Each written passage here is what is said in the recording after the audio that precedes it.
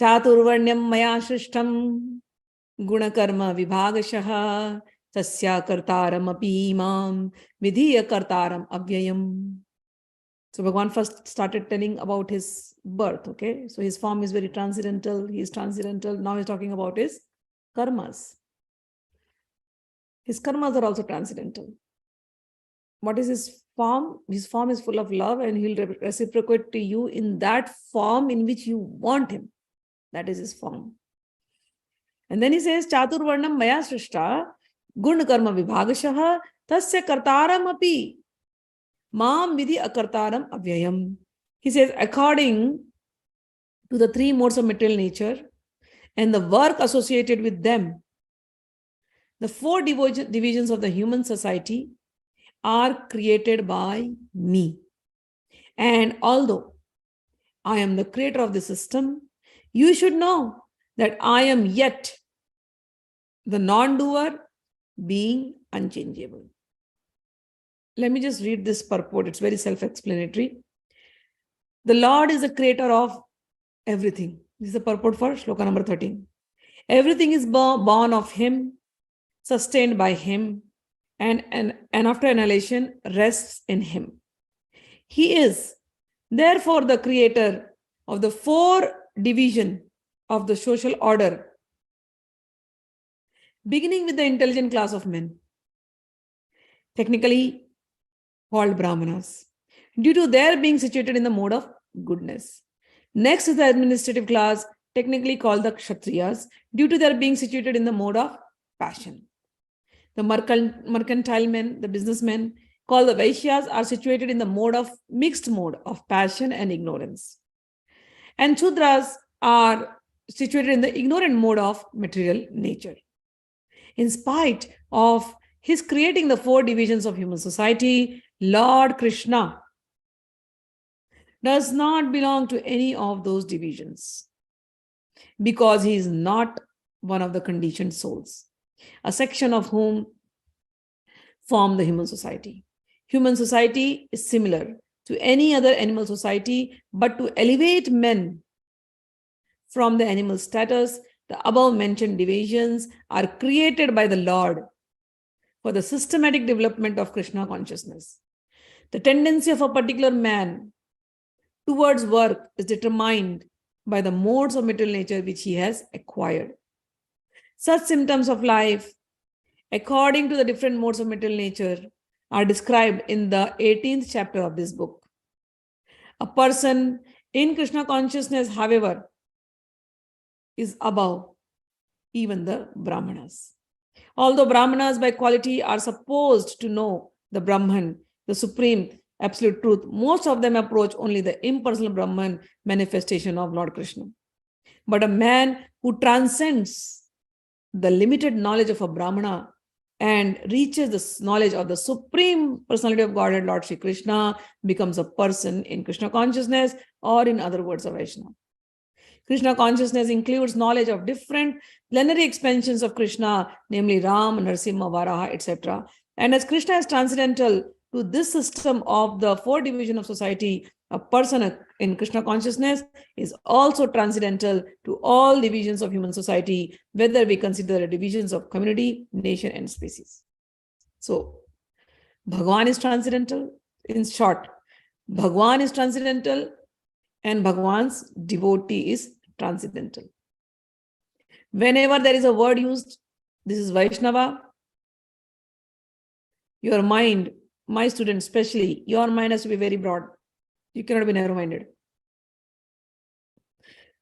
My guru explained me one thing, Maharajji, Rajendra Maharaj, who is a Vaishnava? Everything that comes from Vishnu is Vaishnava. So, then he asked me, tell me one thing that did not come from Vishnu. Your mind will be telling, oh, Shakta, Shakta, Shakta, Shakta, Shakta. My mind was telling.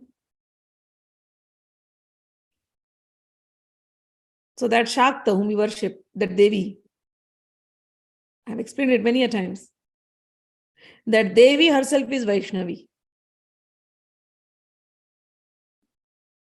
So there is nothing that is outside this Vaishnava and Vaishnavi. So in that concept, Vaishnava is not a sect.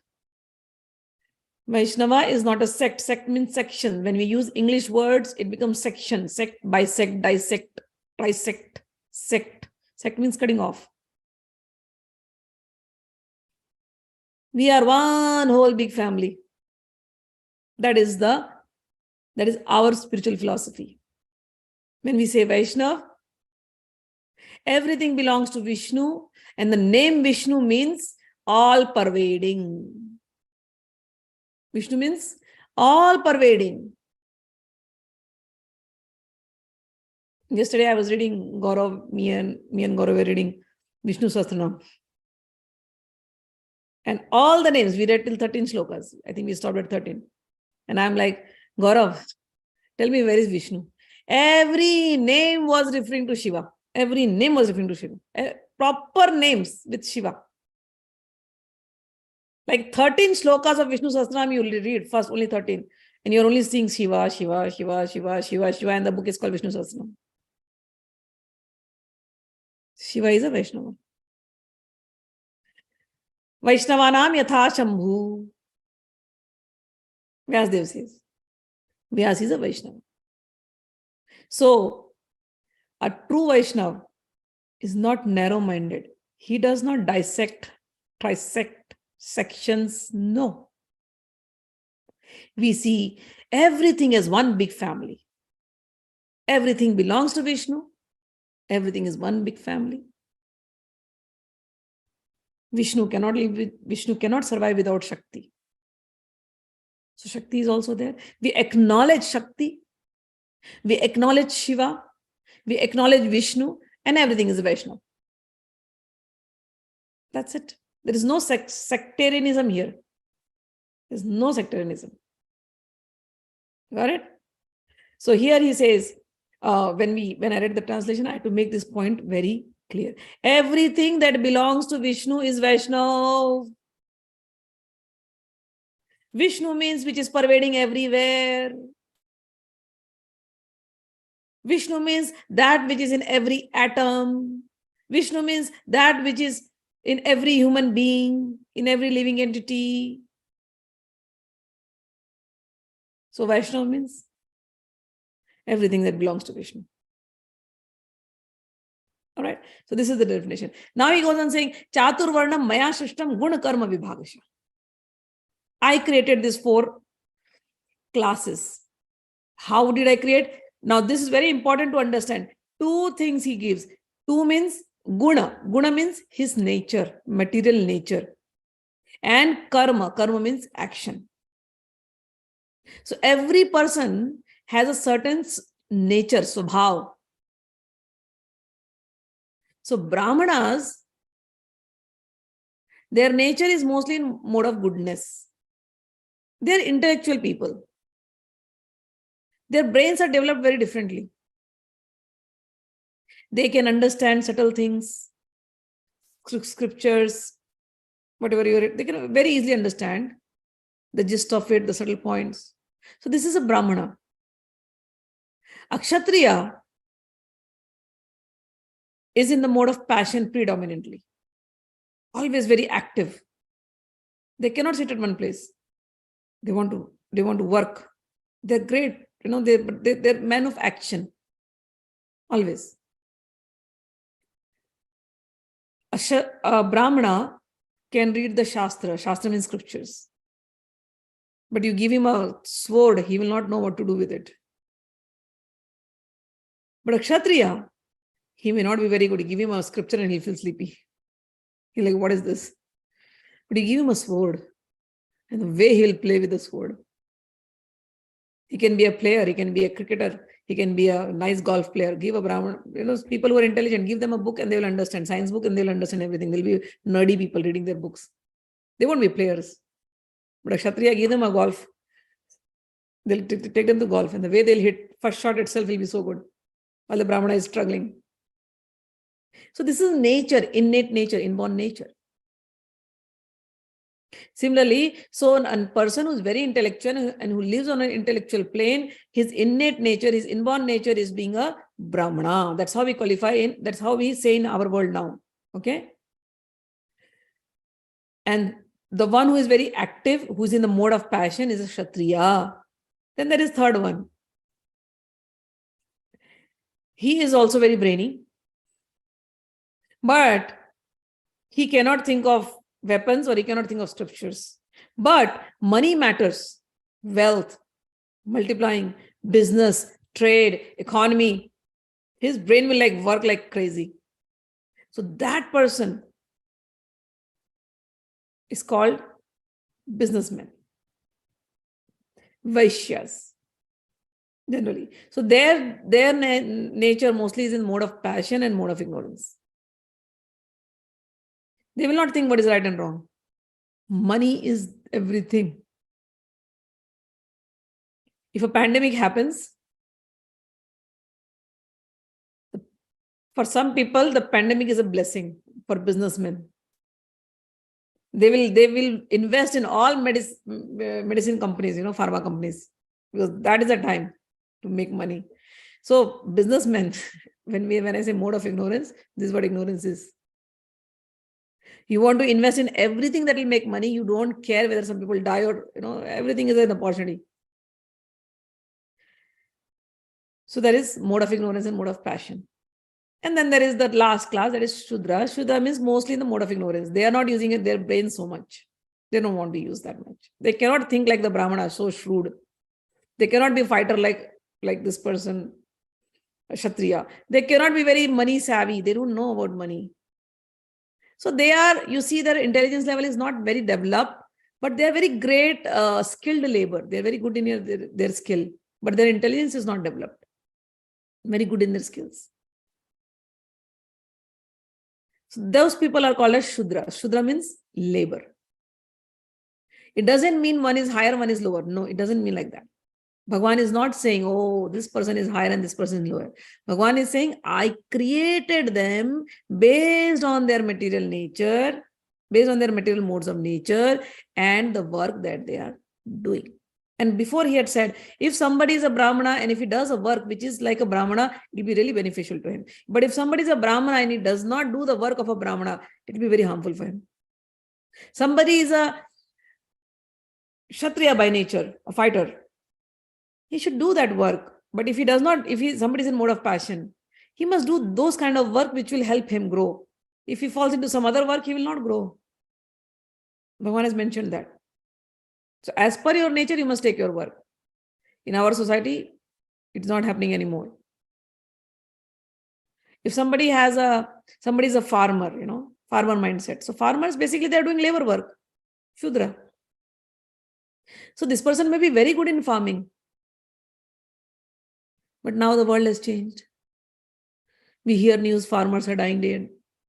Farmers can't make money. So when the farmer sees, oh, this is the future of farming, he will force his kid, leave farming. Study, learn coding, or doctor or engineer or something, become something by which you can make money. You go abroad, don't stay in India. So poor kid, whose natural ability was to become a farmer, maybe he has some intelligence, he will grow. And the government will come out with policies, where you give reservation to this section of the society. His brain is not developed to go to those higher courses. But he gets in there. But he is in a place which is very unnatural for him. He will grow. But probably if he was in farming, he may grow more. So Bhagwan is saying, I created all these things based on their material mode of nature. And everybody is important for the society. Somebody, if there's a piece of land, if a Brahmana is given that piece of land, the Brahmana will be an intellectual person. He'll think, what can I do? And he can, think of certain ideas. Okay, I need to make some apartments here, some shopping mall here, maybe some recreation area here. He knows he has his idea in his head, but he cannot do it. He can only write it in a piece of paper and, make a diagram or something like that. He has to approach somebody who will execute it. That executioner, the project manager or somebody, whom he hires, that person is a Kshatriya. He will do it. He knows how to execute the idea that that the boss had. So this person who executes has the Kshatriya abilities. Now to execute that, you need money. And to put money into this project and to make profit out of that project, somebody else has to be hired. That person is Vaishya. All these three brainy people have perfect plan, but they cannot execute the plan if they don't have the labor to put the bricks and execute the plan and make the property. So all these four are needed. If the Shudra is given the piece of the land and even though he has built so many buildings and you just tell him, make a building out of here, he will not know. He will need a guidance. You give them bricks and you give them concrete. They will just mess up. They will not be able to plan the land. They cannot think. But if somebody is guiding them, they'll do it nicely. So everybody, all these four kind of people need each other. So Bhagwan says, I have created this society, Brahmana and everything, with two things in mind, guna karma vibhagashaha. So a person who is born in a Brahmana family, he has to exhibit Brahmana nature. He has to be good in his thoughts, pure in his thoughts, pure in his eating habits, drinking habits. But if a person born in Brahmana family changes his habit, he was born in Brahmana family because his intelligence in past life, he had developed it like this. So today he is born in a good family where his intelligence level should be increased more. But instead of that, he uses his intelligence differently and changes his nature into mode of passion and mode of ignorance. How will you change it into mode of passion and mode of ignorance? Changing your food habits. It will come in chapter 16. Bhagwan says this. Food is very important. Jaisa hoga ann, vaisa hoga man. What you intake, your mind will be like that. Bhagwan talks about this food, different food qualities. So if a Brahmana who is supposed to be intellectual, who is supposed to be wise, who is supposed to have wisdom and use his power of discrimination, if he uses it otherwise and changes his nature into mode of passion and mode of ignorance, it happens because he is in a work environment. His people, wherever he is working, they force him to do or whatever it is. So then next time when you come back, you will be born in a family where your mode of passion and your mode of ignorance will be growing. You have made a choice. You've made a choice. Nature is not seeing jativad nahi. This is not caste. Okay, the English word gave caste. This is not jativad. This is not caste. This is based on your material mode of nature and the actions that you are doing. That's all. So Bhagwan says, I created these 4 different classes, 4 divisions. Rather, the word is divisions. 4 division of human society. 1, 2, 3, 4. It doesn't mean 1, 2, 3, 4. No, all are equally helpful to each other and all want each other. I created the 4 divisions. I am the creator of the system, and you should know I am the non-doer. I am unchangeable.